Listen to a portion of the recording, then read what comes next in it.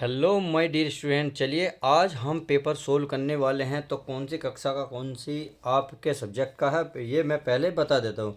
ये आपके high school का जो आज ही पेपर हुआ है सामाजिक विज्ञान एसएसटी वाला 2025। अगर पेपर कोड की मैं बात करूँ my dear student 825 CQ paper का कोड रहने वाला है। तो इस वीडियो में क्या क्या है सब कुछ हम डिस्कस करने वाले हैं। एक एक सवाल को डिस्कस करेंगे गहराई से। तो चलिए इसके सामने आपके यहाँ हिंट्स दिए हुए हैं, आपके सामने हिंट्स को बड़े ध्यान से देख लीजिएगा। इधर सभी प्रश्न करने अनिवार्य हैं। इस प्रश्न पत्र में दो खंड ए और ब दिए हुए हैं। खंड ए में एक अंक के 20 विकल्प हैं जिनके उत्तर ओएमआर शीट पर उत्तर पत्रक पर नीले अथवा काले बॉल पॉइंट पेन से सही विकल्प वाले गोले को पूर्ण रूप से काला कर चिन्हित करिए। अगर खंड ए की बात करूं, ए में प्रत्येक प्रश्न निर्देश पढ़कर केवल प्रत्येक ओएमआर शीट के पत्रक पर उत्तर दीजिए। ओएमआर शीट उत्तर पत्रक पर उत्तर देने के पश्चात उसे कहीं काटें या इरेज या हाइलाइटर का प्रयोग ना कीजिएगा।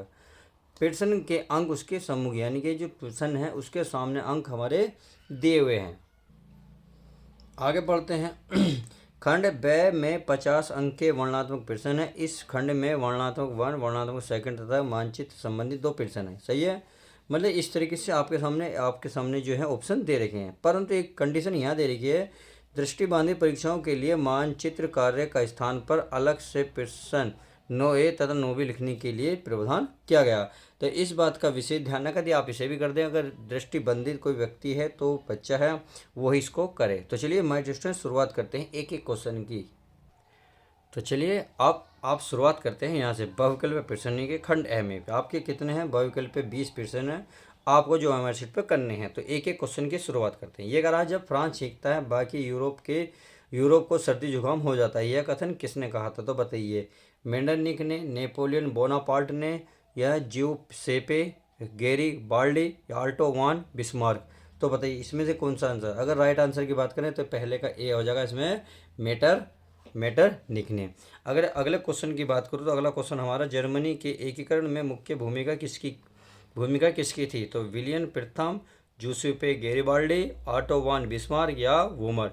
तो बताइए अगर इसमें राइट आंसर की बात करूं तो राइट आंसर हो जाएगा दूसरे का बी, ऑटो वार बिस्मार्क। ये इसका करेक्ट आंसर हो जाएगा। आपने फटाफट मिलाते जाइए, आपने क्या लगाया है ये आप बताएंगे जरूर कमेंट्स करके। अगर मैं अगले क्वेश्चन की बात करूं तो ब्रिटेन में कॉर्न लॉ समाप्त करने का क्या मुख्य कारण क्या था? तो बताइए, ये क्वेश्चन मैं आपको देता हूं, आप बताएं कमेंट्स में कि आपने इसका आंसर क्या लगाया है। क्लियर? अगर मैं अगले क्वेश्चन की बात करूं तो अगला क्वेश्चन है अंतर्राष्ट्रीय मुद्रा कोष की स्थापना कब हुई थी? देखिए 1940, 1943, 1942, 1944। तो मुझे तो इसमें एक ऑप्शन जो है एक भी नहीं दिखा दे रहा। क्यों? क्योंकि अंतर्राष्ट्रीय मुद्रा कोष की अगर मैं बात करूं तो अंतर्राष्ट्रीय मुद्रा कोष की स्थापना देखिए यानी कि 27 दिसंबर 1945 को हुई थी। अगर मैं स्थापना की बात करूँ, इन्हें स्थापना ही करी है यानी कि 27 दिसंबर 1945 को। अगर मैं इसके हेड क्वार्टर की बात करूँ यानी कि इसका मुख्यालय की बात करूँ तो इसका मुख्यालय वाशिंगटन डीसी में स्थित है। तो कब है? 27 दिसंबर 1945। तो इसमें ऐसा कुछ भी मेंशन नहीं है। आप क्या लगा पाए हैं प्लीज़ कमेंट्स में करके ज़रूर बताएं। मुझे कुछ इस क्वेश्चन में डाउट है क्योंकि मैंने इसका हेड क्वार्टर भी बता दिया है कहाँ है, डीसी यानी कि वाशिंगटन डीसी में। क्लियर? चलिए अगले क्वेश्चन की बात करता हूँ।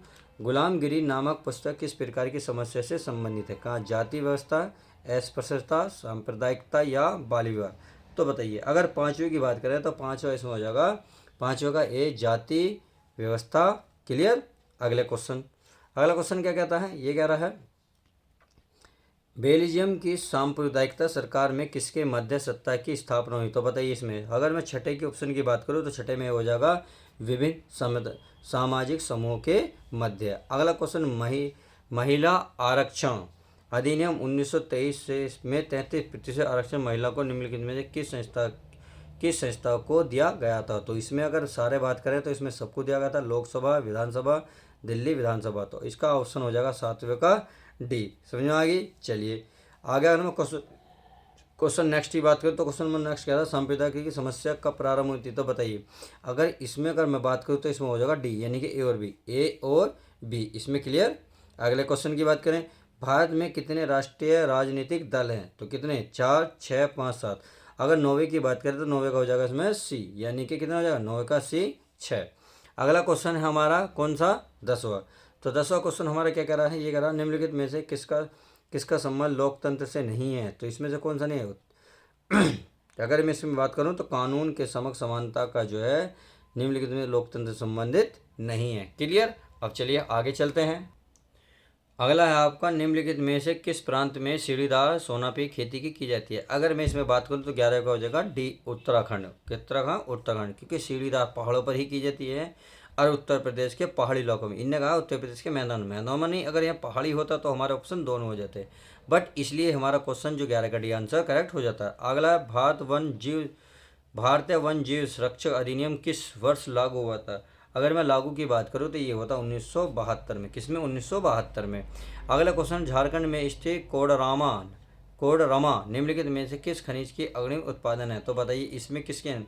अगर मैं इसके राइट आंसर की बात करूँ तो किसके हैं अभ्रक के। किसके अभ्रक के।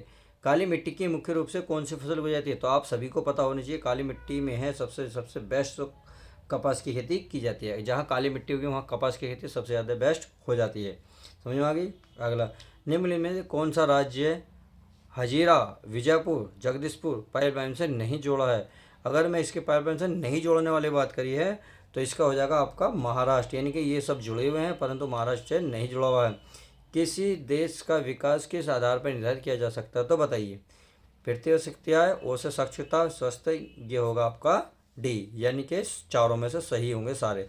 अगला क्वेश्चन है 7वां दूध उत्पादन क्रिया के किस क्षेत्र में सम्मिलित किया जाता है। तो इसे अगर सम्मिलित की बात की जाए प्यारे बच्चों, सम्मिलित होता है प्यारे में ई में, यानी कि प्राथमिक में। किसमें प्राथमिक में। अगले क्वेश्चन के बाद निम्नलिखित में से कौन ऋण के औपचारिक स्रोत में शामिल है। तो कौन सा बैंक। क्या है इसमें बैंक आ जाएगा। सही है 18 का ए। अगले क्वेश्चन को बताता हूँ मैं। यह उन भारत में कौन केंद्र सरकार की तरफ से करेंसी नोट जारी करता है। तो ये तो सभी को पता ही है, खैर इसमें तो कोई कहने वाली बात नहीं है। 19 का ए, यानी कि आरबीआई भी। कौन सा आरबीआई, यानी कि भारतीय reserve bank, Indian reserve bank. सही है। अगर मैं क्वेश्चन 20 की बात करूँ तो चलिए क्वेश्चन 20 को भी अच्छे से देख लेते हैं। क्वेश्चन हमारा 20 क्या कह रहा है देखिए। कह रहा विश्व में देशों में बहुराष्ट्रीय कंपनियों द्वारा निवेश का सबसे अधिक सामान्य तरीका क्या है। तो बताइए अगर इसमें सामान्य तरीके की बात करूँ तो यह स्थानीय कंपनी को खरीद लेना, कि स्थानीय कंपनी को खरीद लेना। उम्मीद है अच्छे से समझ में आएगा। तो चलिए आगे देख लेते हैं। चलिए अगले क्वेश्चन की बात करें खंड पार्ट बी में। तो ये आपके सामने है प्रथम विश्व युद्ध के बाद हुई आर्थिक महामंदी का भारत पर क्या प्रभाव पड़ा। या तो आप ये देंगे या विश्व अर्थव्यवस्था के उदय के 2 कारण, या आप ये देंगे। तो इस तरीके से देखिए आपके सामने ये ध्यान से देखते जाइए कि क्या क्या क्वेश्चन हमें दे रखे हैं। तो ये क्वेश्चन तो ज़्यादा बड़े नहीं है, बहुत आसान क्वेश्चन है जो आपको बहुत आसानी से आप लिख सकते हैं। माय डियर स्टूडेंट समझ में आ गई। तो चलिए अगले क्वेश्चन में देख लें। वर्णनात्मक निम्नलिखित प्रश्नों के उत्तर लगभग 150 शब्दों में दीजिए। तो अगला क्वेश्चन आपके सामने ये रहे। सत्याग्रह का क्या अर्थ है। महात्मा गांधी द्वारा चलाया गया किन्हीं 2 सत्याग्रह आंदोलन का वर्णन कीजिए। या असहयोग आंदोलन कब चलाया गया, इसका अर्थ क्या है, इसके 2 मुख्य कारण लिख दोगे। बहुत सिंपल है। चलिए आगे देख लेते हैं। अगला क्वेश्चन है ये भारत में शासन व्यवस्था के, यानी कि भारत में संघीय व्यवस्था की किन्हीं 4 विस्तारों का वर्णन, या बेल्जियम की शासन व्यवस्था का वर्णन। या तो आप इसे कर दें या फिर इसे, यानी कि कोई सा एक करना है। क्लियर। आगे देखें संसाधन का अर्थ बताते हुए इनके वर्णन कीजिए। या गैर परंपरागत ऊर्जा संसाधन क्या होते हैं, किन्हीं 2 का वर्णन कीजिए। यानी कि आप इस तरीके से देख सकते हैं, बिल्कुल आप आसानी से कर सकते हैं। अब क्वेश्चन नंबर आ जाता है 9। निम्नलिखित स्थानों को भारत के लिए मानचित्र के चिन्ह द्वारा सही दर्शाइए। सही नाम तथा सही अंकन पेतुल 1/2 1/2 अंक निर्धारित है। यानी कि आपको ये तरीके लिखना है। वह जनपद जहाँ जलियांवाला बाग हत्याकांड हुआ था, वह स्थान जहाँ गांधी जी ने नमक बनाया गया था, यानी कि गुजरात का कहाँ मानचित्र में आपको समझाना है। वह जनपद जहाँ चोरी, यानी कि ये इस तरीके से बहुत आसान पेपर आया था। तो चलिए मिलते हैं नेक्स्ट पेपर के साथ।